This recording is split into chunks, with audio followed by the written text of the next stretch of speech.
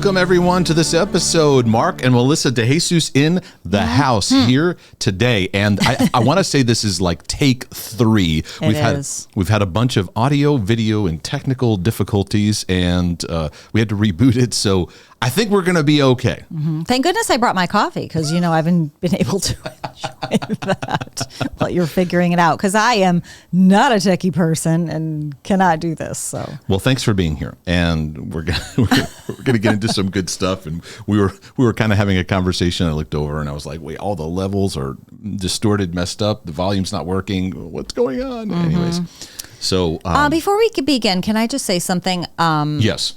Your Sunday Night Lives are so great, and we're enjoying them so much. But thanks. I want to acknowledge the people that I feel like, dare I say, are almost becoming our tribe. And there's some great people that we continually see that I feel that we can even trust in the feed that are just encouraging others. Yeah, it's so meaningful. And as our channel is growing. And as those of you that follow us have figured out, we purposely don't have a social media presence for a lot of reasons. We don't promote ourselves. We kind of let people find us or spread the word about us. So that's been good and bad part of our journey where we probably could have grown ourselves a lot faster, but we didn't. We're letting God and relationships and those things have their course through our life. So it's been very precious to us. And yeah, you get a troll every so often, but we've been really blessed. Well. So I just want to thank those of you that follow us and are just really good people. So it helps. So thank you. Yeah, and it's helpful to see the feedback and comments. Yeah. The main area of interaction is in the comment section, also the emails that come in. Yeah. And it's helpful to be able to hear where things are landing, where it's helping, where there's like a resonating of like, yeah, this is helping my journey. And so, so it's been very, very, very, thanks for bringing that up. Yeah. So welcome to this broadcast. We're going to talk some today about our healing journey with perfectionism. And many of you have written to me appreciating the teachings and talks on that. There'll be more on the way. A lot of it stems out of my work this year in writing an OCD book and what the healing journey looks like for that. And I hope to have that out in the next, the beginning of this next year. And as I was writing the section on perfectionism, which is a big part of the OCD struggle, I was overwhelmed with how much there needs to be discussion and insight and awareness on this issue. And I'm like, okay, that needs to be some future material there. And so I've really enjoyed processing out what I've learned in my journey. And today, I think our goal in our discussion in this, was it round 3, trying to get this recording working. Speaking of perfectionism, right, is how it's impacted you and I in unique ways, but yet the same. And so I thought what we could do is talk about the journey, what healing looks like, what it's been like to process this just right, never enough kind of mentality, because that's what perfectionism basically does. It conditions you to follow this disturbance that something isn't right, but yet when you follow it, it's never enough. It could be in your thoughts, it could be in your environment, it could be in your spirituality, it could be in how you relate to people, it could be in your work. It can get anywhere and everywhere without recognition. But it's never enough, and you keep chasing it and keep chasing it. And it doesn't produce peace. It doesn't produce healthy relationships. You're always chasing disturbance. And so you and I, we share a commonality in that we've both had this lack of what it means to be able to rest in peace and unconditional love. So therefore we become vulnerable to chasing that just right to fix it, because then I'll feel better. But there's an avoidance that we have even with the term. It's like perfectionism, and maybe that term is just so heavy that it's easy for people to avoid it. But I found myself avoiding it. You found yourself big time avoiding it, where you said, and I'd like for you to kind of add life and story to what that looked like for you, where you didn't see yourself as a high achiever. Correct. So perfectionism, therefore, doesn't apply to you. Right. We've gotten into many over the years, no, I'm not a perfectionist because I don't see myself achieving. Right. Or being where I want to be. No, because when you use the word perfect, a lot of the time in sentence, when is a descriptor, it's, oh, that's perfect. There's a excitement about, that's perfect. Oh, that feels perfect. Oh, there's an excitement about it. Well, I never felt that about myself. So to me, it's like, no, I'm not. Mm-hmm. You said this thing yesterday that I thought was very interesting. We were just kind of chatting, and I was like, maybe we should talk about this in our next episode. And I was throwing out some questions and stuff like, what do you think about this? And you made a statement. I go, whoa, hold on, that's interesting. You said, well, in my journey, I felt like nothing I did was ever good enough, so therefore I wasn't an achiever type. Mm-hmm. So it seems like early on this thing was hitting you of not only just right but never enough, but like a blanket. Mm-hmm. Nothing's like, there was a heaviness hitting you to prevent you from even seeing the beauty of you stepping out, of you trying. Mm-hmm. Oh, yeah. And, thank goodness for all the things that we've grown in and understood, because even as I would describe myself, because I am a firstborn, but not a typical firstborn. And that was something that was actually said to me, oh, you're not the typical firstborn. You're more of a free spirit. And like, okay, I kind of took that on, like, well, I'm a free spirit, so I guess I don't have to do anything. Internally, I struggled, though, of like wanting to achieve stuff, but I could fall back to that. Well, I'm not a typical firstborn. I'm just free spirited. And no, it was actually, I couldn't think straight because I grew up in a home with an addiction in it and all kinds of other things. So I just couldn't even focus. It wasn't that I was like free spirited. I was a mess as a kid. So internally, maybe words like confused, yes, distracted, not present a lot, which kind of brings out the aspect of neglect. Correct. Right. So emotional neglect. So it's like, I don't know where to go with my compass. I don't know where to direct my attention. And so it leaves you more prone to spinning. Right. So in looking at the word achieving or perfectionism, which is what that category falled under for me, I couldn't focus enough to achieve anything. So my brain found a way to try to find that, and that manifested itself in a lot of obsessive compulsive behaviors that externally, for me, I think we mentioned this a while back, doing water routines. I grew up in a house where my mom, her way of perfectionism manifested in how clean the house was. We had a big thing in the house about the pillows being straight on the couch. That was the thing. Like if the pillows looked good and tight and firm and nice, and you kind of some of you can probably laugh and relate. I like the way your jaw clenches while you're saying that. The pillows gotta be right. That would be like, that looks perfect. We're good. Everyone go take a bath and feel comfortable. So that's how we were. Can I ask you a question? Wait, this isn't about my childhood. Hold on. No, it is. As you're emotioning. So I get the impression what you're describing is there could be chaos emotionally. Yes. There could be argument, strife. There could be whatever. Multiple things. But if the pillows were straight. Right. So doesn't that create, dissonance in the sense of like how we deal with problems? Because there's problems, but the direction's towards the pillow. So it's like, if I get the pillows right, I'll be okay. So I'm going to have to, because that's the metric that's demonstrated. Right. Go take a shower. You're going to feel cozy and we're all going to feel perfect. Which, can I just tell you, I do that with my kids. Max, obviously firstborn. Yeah, we've had all of our struggles with Max, but it's funny what you do, because there's nothing wrong with that. There is something like, go take a bath, take a shower, feel good. However, Max really, and with autism, they have obsessive compulsive tendencies anyways, but he really has it programmed. Yeah.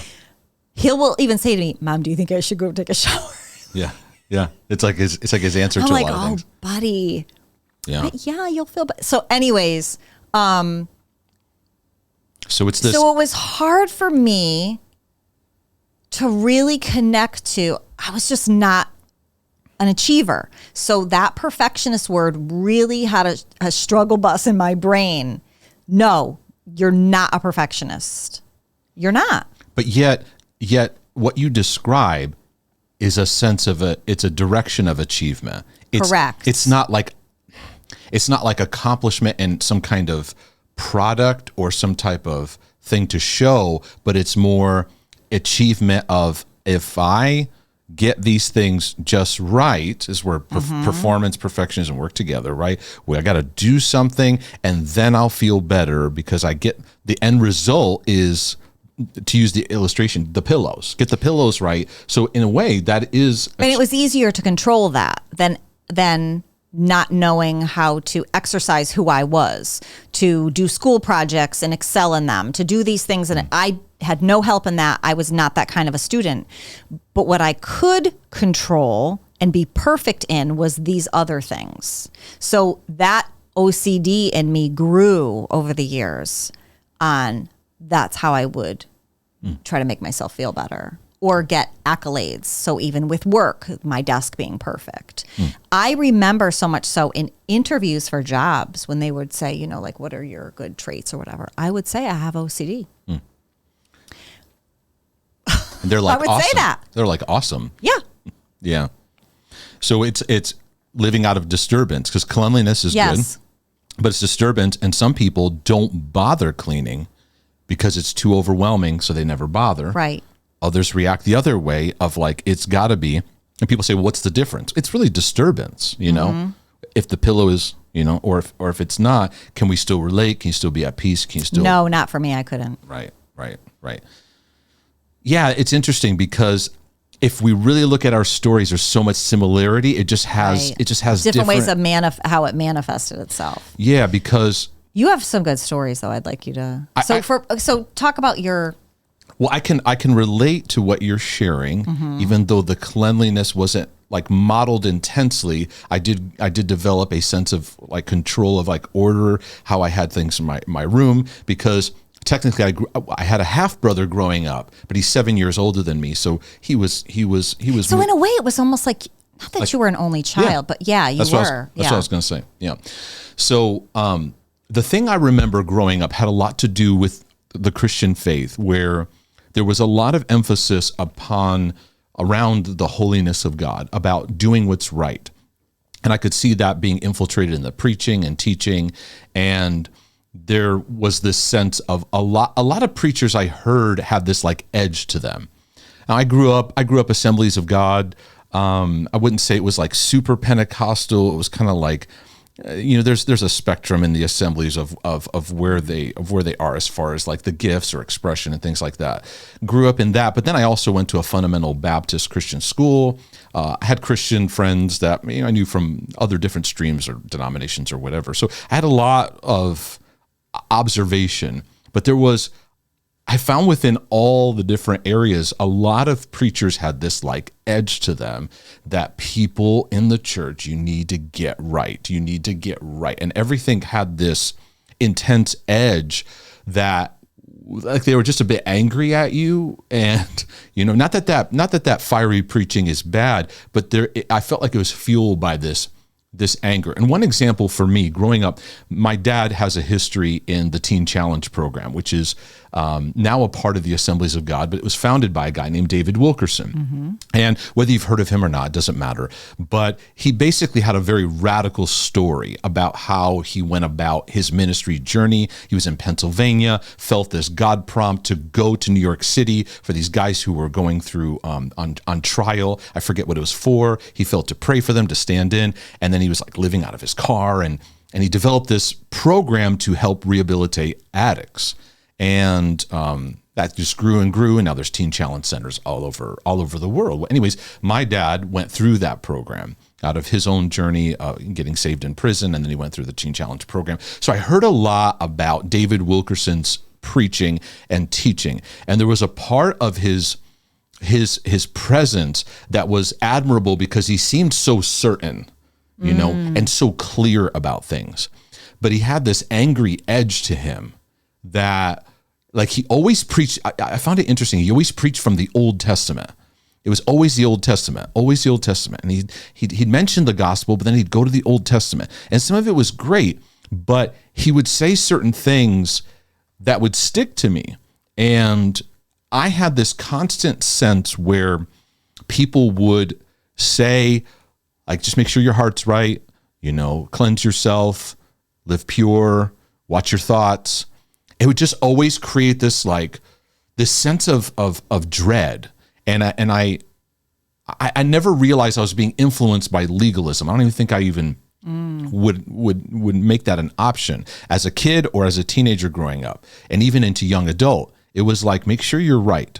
Make sure you're right. Make sure you get things just right.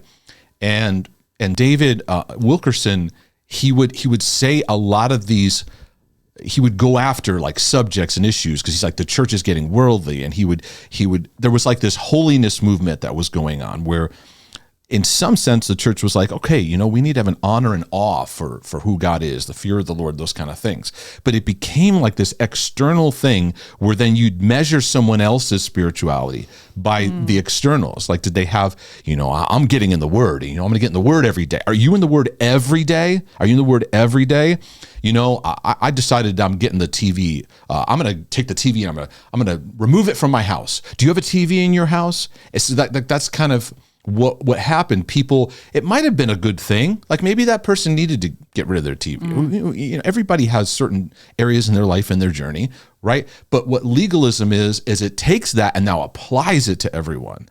And so he had this edge where it fed me, even fed my preaching style, where I had that there's that preacher in me that was there from who knows where, but there was his influenced that edge to me of like, you got to get right, because I did see in the church this low passion, very just kind of like going through life. Yeah. There's a you didn't see that zeal. And what we needed to do was recognize people need the heart of the Father to love them. Their hearts are weary, they're empty, they're brokenhearted. We're living as slaves. So what we did was we just kind of yelled at them to comply. Come on, you got to give it all. And what we did is we surrender it all, give it all, lay it all on the altar. And everyone's like, yeah. We're like all hyperventilating because we're like, got to do that, right? But fast forward, as OCD really ramped up for me, I realized I had to detox preachers like him, because it was just every time I'd listen, there was this mixed bag of inspiration to a new level, but it was mixed with this leaven of, I remember David Wilkerson saying something like this. He said, it was something about lust, and he's like, and the Holy Spirit told me, he's like, you get involved in some of that stuff, I'm going to take my anointing from you. Right? And I was like, oh, he's going to take it from me. Oh. It's not even biblical. It's not true. Right. It's not, the gifts of God come without. Right. Yeah. Right. Yeah. And he's establishing that if you mess up, God withholds his Holy Spirit's work through your life. So like, this is this isn't a tug of war. So anyway, there's an aspect where my family applied his mindsets, that fervor, you better make sure, get on your knees. So I even remember in my journey when I was, I think I've shared this before, when I was 18 years old, it's this kind of radical opportunity I had to be brought on staff to pastor the youth ministry, 18 years of age. Looking back, it was like, man, I needed definitely a few more years of development before that step. But anyways, a lot of learning, great things. And I remember a lady coming up to me when I was presented with this opportunity. I shared it with her. And she's like, oh, I bet you're fasting and just on your knees all day, like every day or something like that, or something.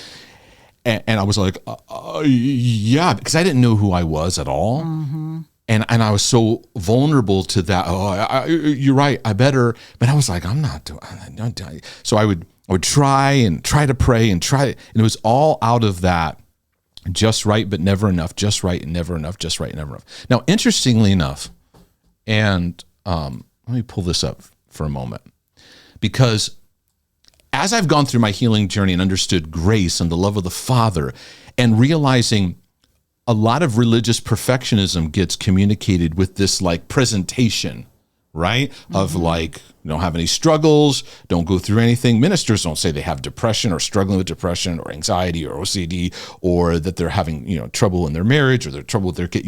You shut all that down until it's so bad, then an announcement comes out, right?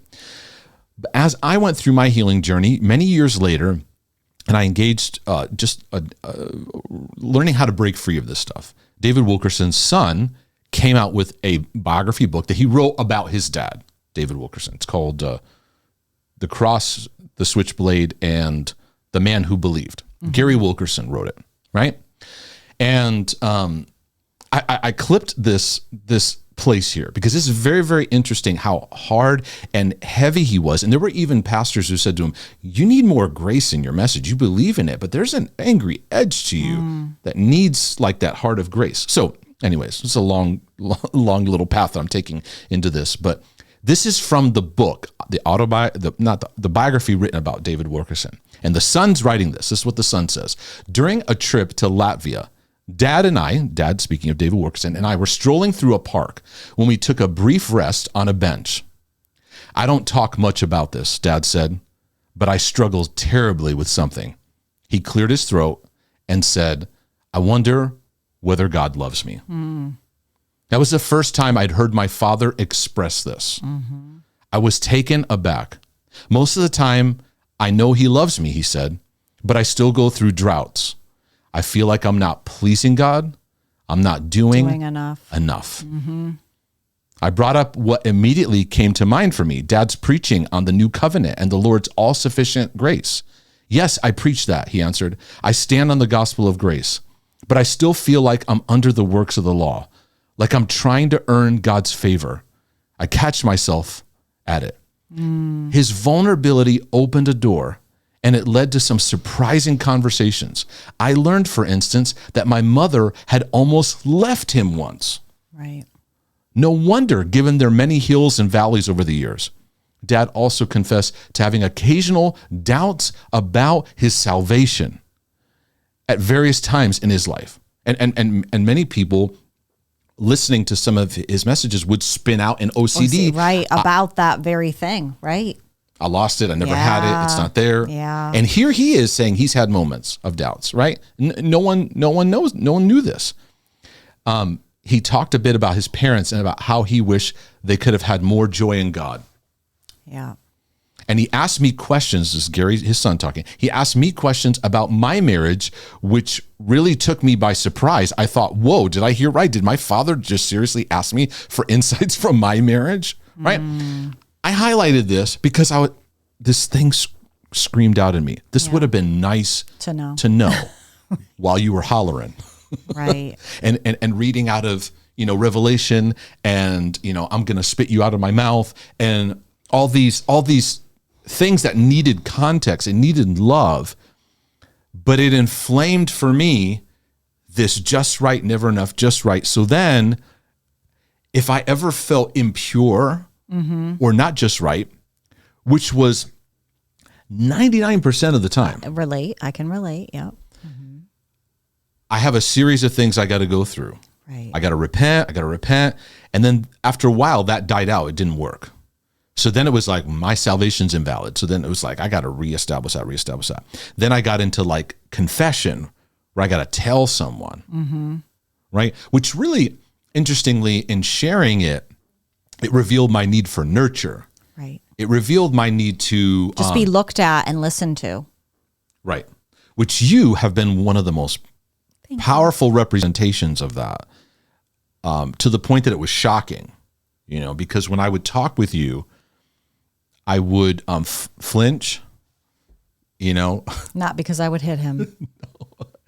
No, it's more like I'm describing an internal, like, here it comes. Well, you even had a very hard time with touch, just even me doing this, just to be acknowledged, because you weren't given that. Right. Because it was like, you got to get this thing right. So while it applies in all kinds of other areas, that, like you mentioned, the cleanliness, the order, I got to feel good. What's the difference to me? When right, because you're trying to find a way to just feel better. yeah, I just want to feel loved. I want to feel I'm okay. And I was given a pathway that says, here's how you can feel it. These preachers are giving this message. It's not authentic. Mm-hmm. They're struggling too, but I'm looking at them as though they're not and going, what's wrong with me? And the enemy's going, I'll tell you a million things wrong with you. I'm chasing them rather than really going, wow, you love me, Father, right now, right where I'm at. That is incomprehensible at first to really, really connect to that. So where I think in the church, religious perfectionism gets applauded because they're good people, they're godly people. Sometimes when we say that, it's a good Christian family. They look right and they appear as though they do things right. And that's a struggle because now I know more and more about behind the scenes about what people really struggle with. Yeah. And there's nothing wrong with having struggles because we all have them. The difference between everyone right now is who's hiding it better. Correct. 100%. So when you look back, is there a moment or a memory where you go, this is where I can see perfectionism inflaming, where like this sense of order, cleanliness for you, feeling right? Is there a point in your journey that you can look back at and go, that's right, I really could see it kind of? When I look back now, I was quite young, 8, 9 years old, where I'll relate it to even with my OCD struggle with the water. That's probably my earliest memory of trying to feel better and achieve something.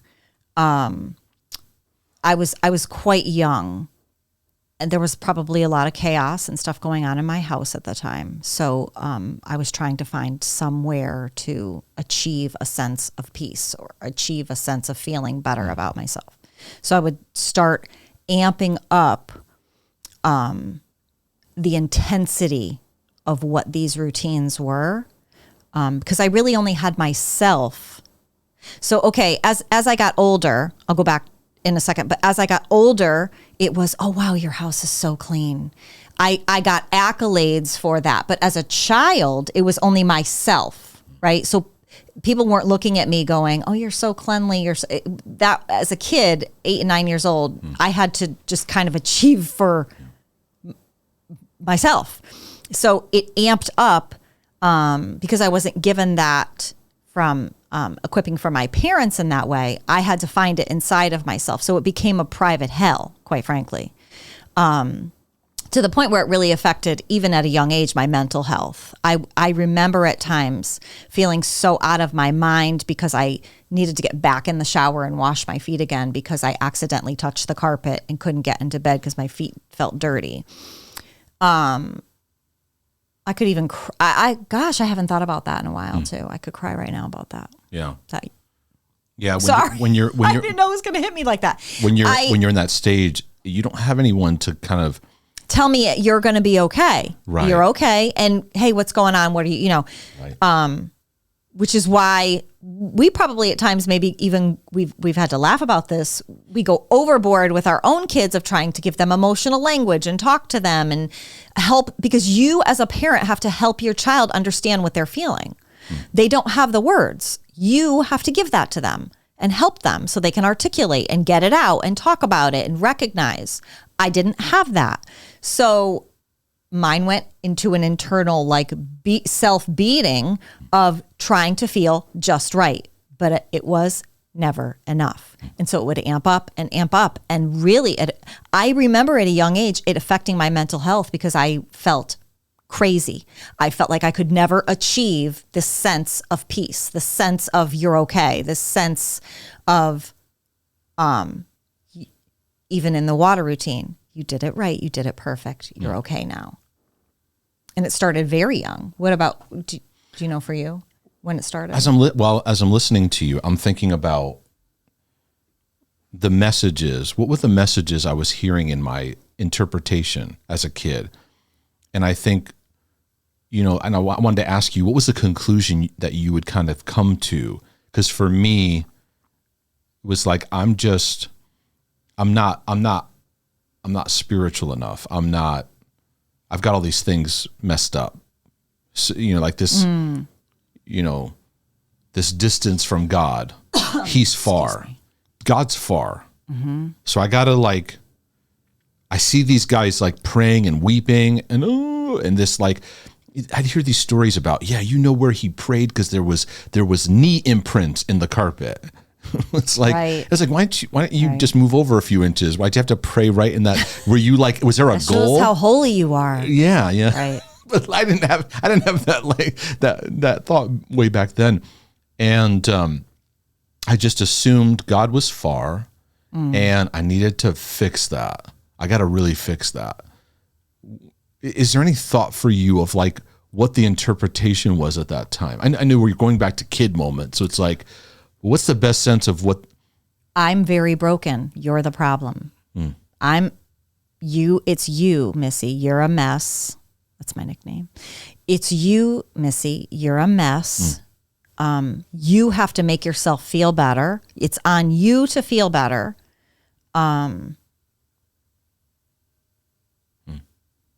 You know what I mean? Yeah. Well, I'm just connecting to that as a kid, and there's a part of this too, where as I connect to that and as I heal in that, I look at our kids and I can many times, I have to work through the pressure of I don't want them to feel that, I don't want them to feel those moments where no one sat down and goes, Mark, you're okay. Everything's going to be all right. Where there's a voice speaking into these areas. So I listen to what the father of lies says because I don't have a father voice or mother. You're just kind of going with whatever hits you. I remember many moments in my childhood, those kind of things, hitting me. And what was an interesting point in time where it magnified was I was about 10th, 11th, and 12th grade. I remember in those seasons of my journey where in our Christian school, we have this thing called demerits. You know what a demerit is? I know, but I never experienced this. This is what happens when you go to religious school. I don't know. Well, I think private schools have this in different ways too. But yeah, and when I went to Christian school for the first time, I was like, yeah, what's that? Demerit is you do something wrong, you get it. If you're late for class, it's a black mark on your. Yeah.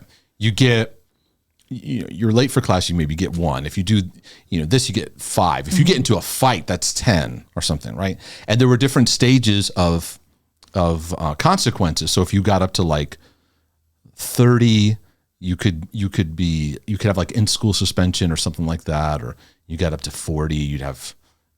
I don't remember what it was, but I remember 50 demerits, you could get kicked out, get kicked out of the school. Whoa. So if your haircut was not done right. Demerit. Mm-hmm. Jail. Right. You go to jail. So I remember I think it was my junior year that I had 47, 48, 49 demerits. I was just right there. Mm-hmm. It wasn't if I looked at the list of things, it was just me being silly, me just being laughing just more. I'm sorry, but I have to interrupt you because it's actually quite funny to me thinking that you would have even 1 demerit. Well, I can't connect to that. Well, an interesting thing happened. I was getting constant demerits, and going into my senior year, I had this epiphany of that's it. I'm going to clean up my act. You're going to be perfect. It may not have been that conscious thought, but that's. Yep.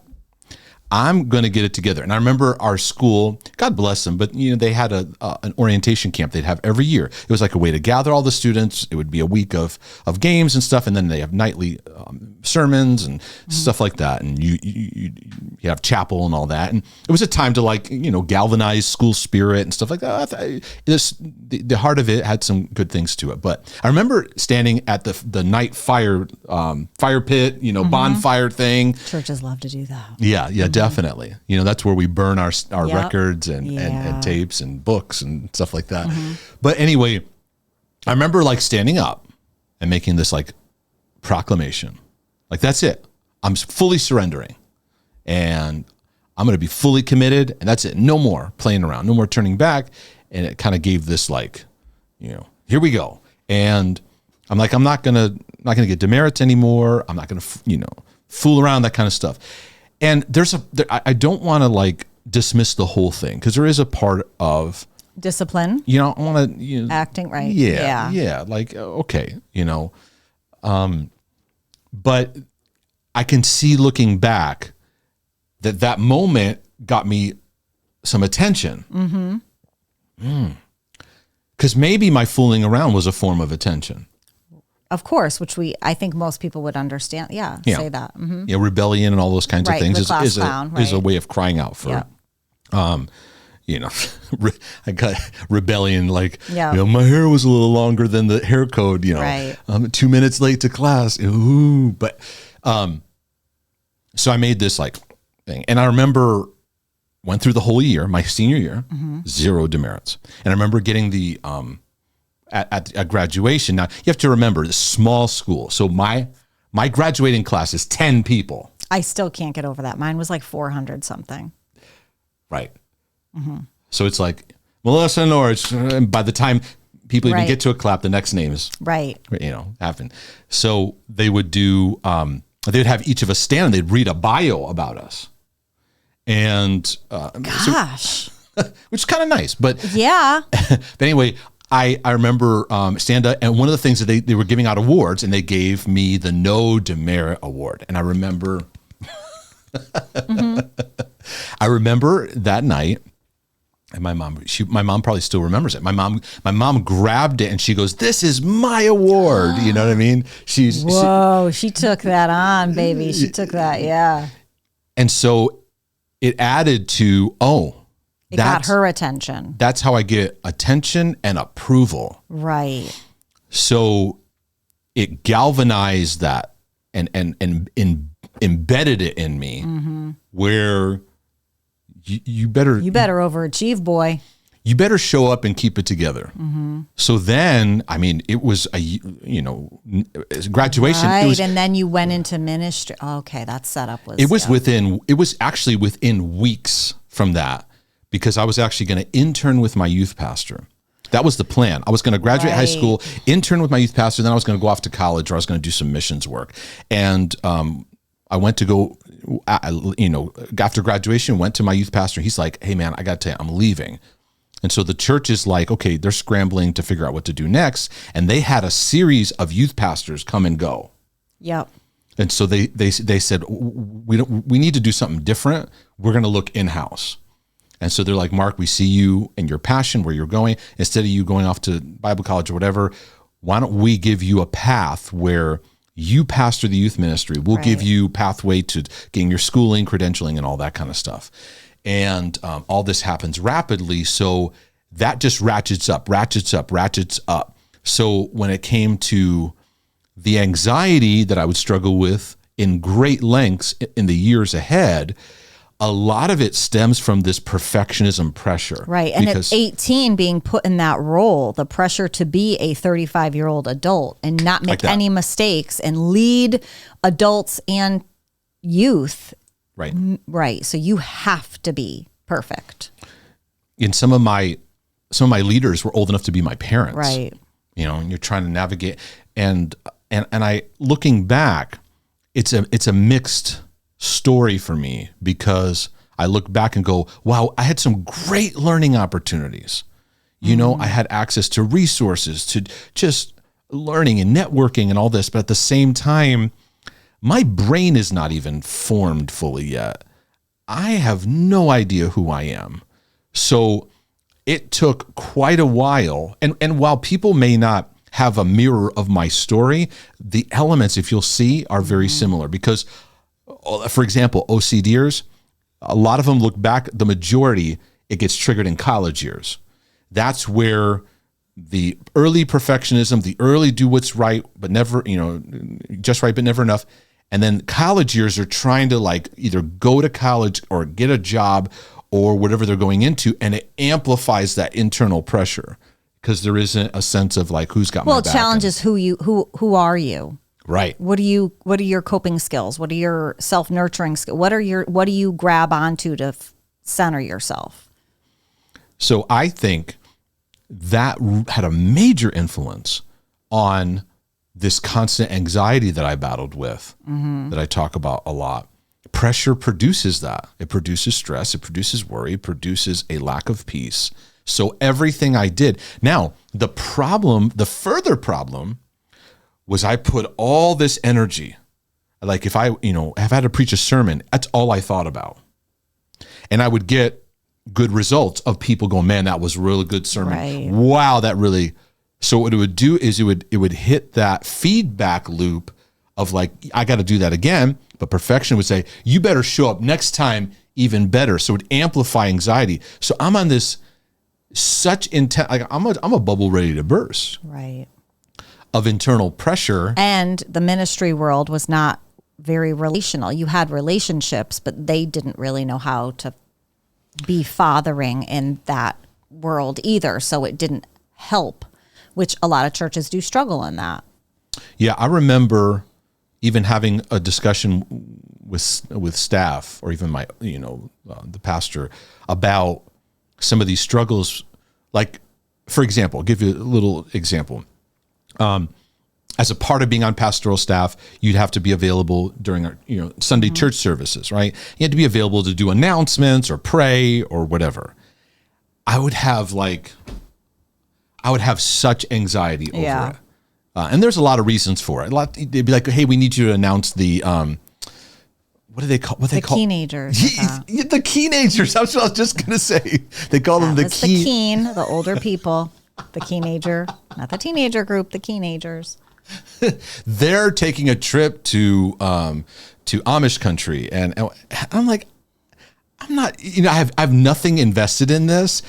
I didn't organize it. I don't know anything about it. So you get up there, and you're trying to, okay, hey, all of you, I'm like, I'm like, is the word keen-ager offensive? I don't even know. What do you call them? Should I say elderly? Should I say, older? But you're just fumbling through trying to, and there's just like pressure. I remember one day just sitting in the back office before service and like crying because it's just always this constant pressure. And what's that story that I think you just told it? If you want to share it on them saying to you, if you're not worried, or if you, what's that? That's. Do you not want to share that? No, I can share that. That's more in the future where. Yeah. That's where I'd met you. We were dating. We were engaged. We may not have been engaged yet. We might have been, but I was going through like, okay, Melissa Norridge, there's some things you need to know. That's me. I'm working on some stuff. Yeah. God's doing a healing work in my life. It's changing a lot of things in the ways I do things. And I'm not going to be here. I don't think I'm going to be here for forever, but God's doing something at the church. Be there at the church. Like, I'm not going to be here at this church. Something's changing in my life because I'm seeing the need for renovation, heart healing in my life, and I'm seeing the need for this in I don't know where it's going to lead me. But I got feedback as I was working on my rejection performance issues, and I was learning how to take my peace, and I was applying that in my life. I was given the feedback of, hey, you don't look worried. And that bothers me because when I look at you and see that you're worried, it means stuff is getting done. Crazy. That was the mentality. So I was like, okay, I get where you're coming from, but that's not my world anymore. Right. I can't. The stress to be perfect. Because I said back, I said, have you seen any metrics change of things? No, not at all. And I'm healthier. Right. And that was the thing that I noticed. Still didn't get it. As I let go of pressure, and it wasn't a black and white thing. This is a journey, folks.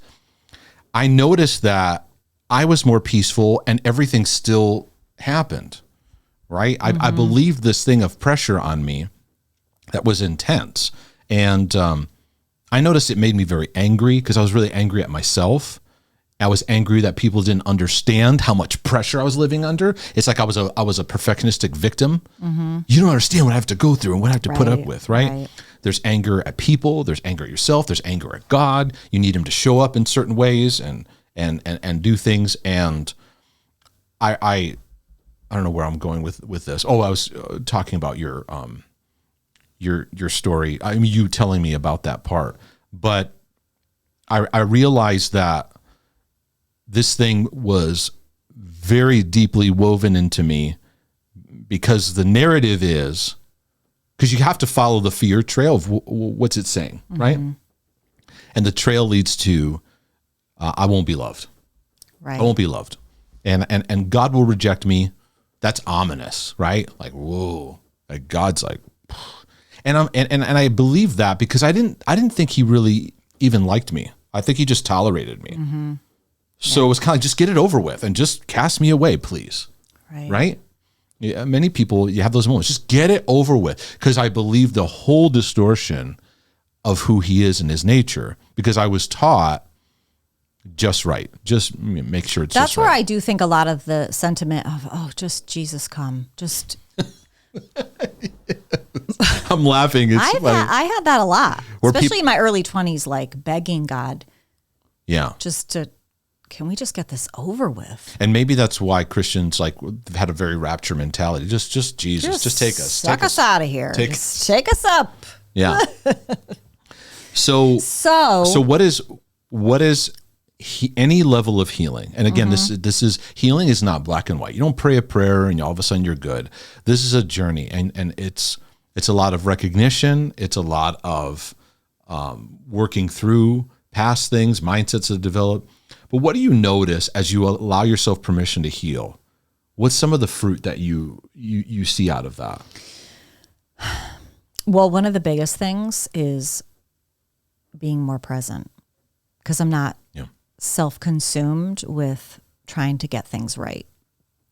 I noticed how much it took my bandwidth, my brain power, my energy, and sucked it out of me because I was upset. My brain was so wired, and I am still in a process of this. I think that's what I say every podcast. That's okay. Because I really feel like the best gift we gave ourselves that we really encourage people in is it'll take as long as it takes, as long as you just keep stepping forward. That's really good. And I had to really recognize how much of it stole my day and my thinking, and it didn't allow me to be relationally present. And so I feel like for me, and how I have had my seasons of, okay, like really focusing on the Father's love. And I'm always revisiting that and what that feels like and how to receive it. And how I see myself, that the basic example, back to pillows, they don't have to be perfect. I'm okay if all this doesn't look perfect, that inside I'm moving towards what peace feels like, that I'm actually perfect exactly where I am, and that he loves me no matter what. That I like that those Christianese saying is come as you are. I could say those, yeah, come as you are. Did I feel that? Nah. Nope, because I couldn't even be myself in the mirror. I couldn't even look at myself. So if I can't do that, like you're saying, he can't stand me. I couldn't stand myself.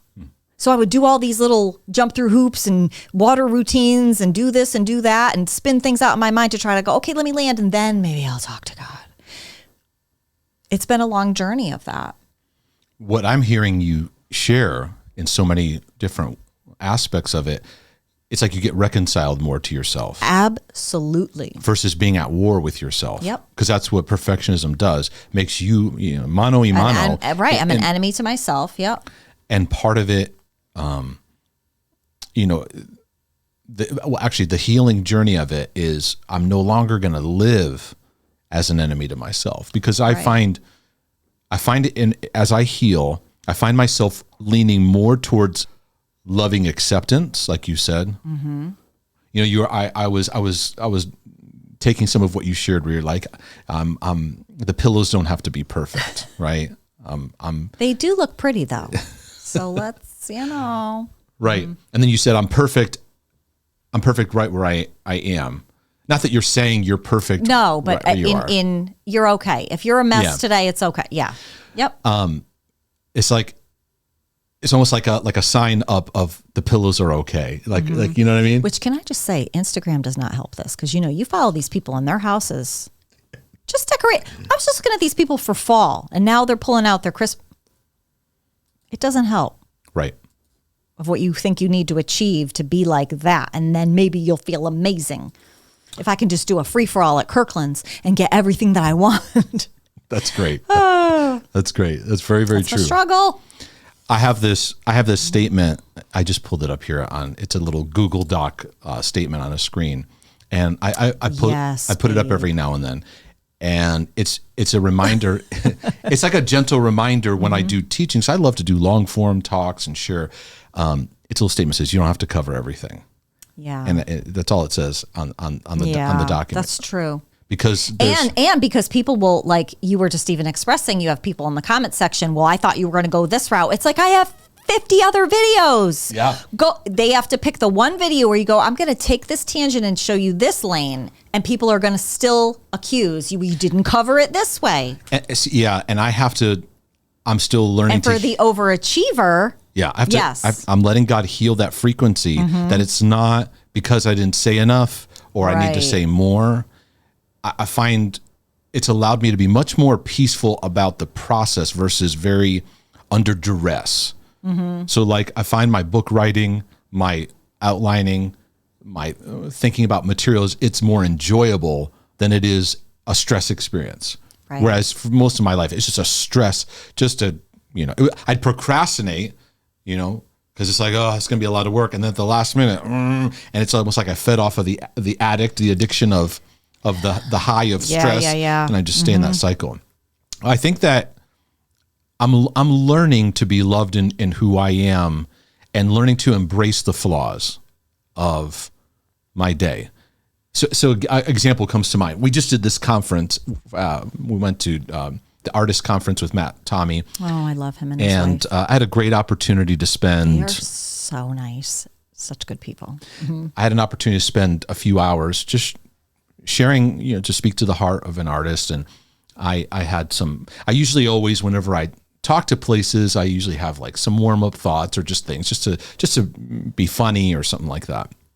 And, I had this thing that I really like. I used it once years ago, and I'm like, this would be fun. It's like this awake test, thing that I did. And anyways, there's 3 of them. And the third one, this is just to help you to understand sometimes how my mind works. The third one, I went through it and I messed up the flow of, it's like a listening. How it was supposed to land. I was supposed to land. So it actually messed up the whole point of it. People are like, wait, what? Yeah. So, I thought it was funny. You didn't think it was funny in your mind. In my mind, this is my initial reaction. I have my initial reaction and then how I approach it, right? Because you can't necessarily stop how something initially makes you feel. You can change how you respond to it. Exactly. So normally it would take me out and I would probably, like a disturbance comes in. Even there, standing there on stage, I had this yelling at you. Yeah. I had this moment where I was like, the computer was glitching. I was, because it was like, it's ruined. You ruined your flow. People, you've lost them. Kind of that kind of thing. And it wanted to take me to despair. And it took me about 5 minutes, but I just internally just let myself keep going. I paused. I just let myself, like, one thought at a time. Because I think normally I would probably try harder to like fix it over. And now I got to do better to get people back, right? And I responded differently. I was like, that's because I've had many experiences like that in teaching, where even in a video or a live or in person, where I say something as a joke and it doesn't land, you get crickets, or you say it doesn't come out right. I still have one thing from years ago when you and I were preaching at a church in Connecticut that I still, in the middle of the night, and it always gets you in the middle of the night, I wake up and it's there in my brain and I'm like, that feels awful, no. I remember when I was in the Los Angeles area speaking, and I was doing it was a beach ministry, and I remember I was speaking there, and I made a joke about how many Spanish names are names of the cities and streets, and I was rattling off all these cities and names so quickly, and I went, "Did I just swear in Spanish?" Oh my gosh! Right, Goodness. and I didn't, but it all happened. Thought came, yeah. It happened so fast, and like so I'm like, I'm already stressed out because I'm asked to speak. There's this crowd of people. They're all kind of distracted. They're there but not there, and you kind of get put in this place like keep their attention, and those are always very, very challenging, kind of situations. And no slack to myself. No, like it's okay. Like this whole thing fires up in me. Like get it. I have lots of moments like that. Oh, don't we all? I could do those repeaters are. I could do a whole broadcast on it. Those little buggers. But this past week that happened to me, and I was able to see it for what it is. And the disturbance hit me. Like it was like a good, like if I was to time it, probably a good couple minutes. But my reaction's different now, and I'm thankful for that. And it wasn't like it just went through right now. I'm just, because I had my moments. I hadn't spoken at this conference, in a few years, and was like, I'm okay. Right. I'm okay. I'm all right. So I'm learning to identify. The stakes aren't high over Mark being loved. I'm loved as I am. Exactly. Right now. Exactly. But not because I produce good material. And it is challenging to disconnect that. And many of you out there, you'll need that. Like you're always attaching your worth. Your worth and your value to how well you're doing. Whether it's the pillows, how clean things are, how clean this is in your mind. Because it's never going to be enough. So I think it's actually healthy to just crash land. Right. Yep. It's never enough because I need him. Why am I bothering even trying? Exactly. And you know what I mean? Not in a hopeless sense, but why do I strive in this? Let me let go and just be loved. Right. Because God loves us as goofy as we are, right where we're at. Yeah. Makes me less angry, less controlling, less goofy about my goofiness. Right. He's an awesome dad that just loves us. That's good. Thanks for having this conversation with me. Thank you. I got a lot out of this. Glad I was here. Yeah. I think when I think about what would be good application, the book God Loves Me, I Love Myself comes to mind, because when I wrote this was a very helpful season of me unlocking not only OCD issues, but also perfectionism issues, and also this self versus self battle that I struggled with. So to me, that's the best place to recommend if you want to take a next step. But if this broadcast has been a blessing to your life, here's a couple things you can do. One, go to markdejesus.com, subscribe to our newsletter. We send you updates on any new resources, materials, and just what's going on. Also, subscribe to our channels. We're currently right now on YouTube and on Rumble, and click the notifications that are there so you'll be alerted. Any lives. And we're on Spotify. We're on, you can, on audio, on Apple, wherever your podcast devices are. Share it with those that you love that would benefit out of this. But it's been a real joy to share this. And thanks again for having this conversation with me. And like I say, great day.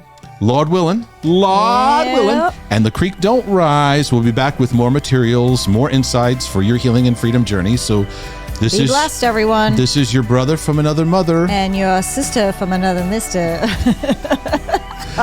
We're out.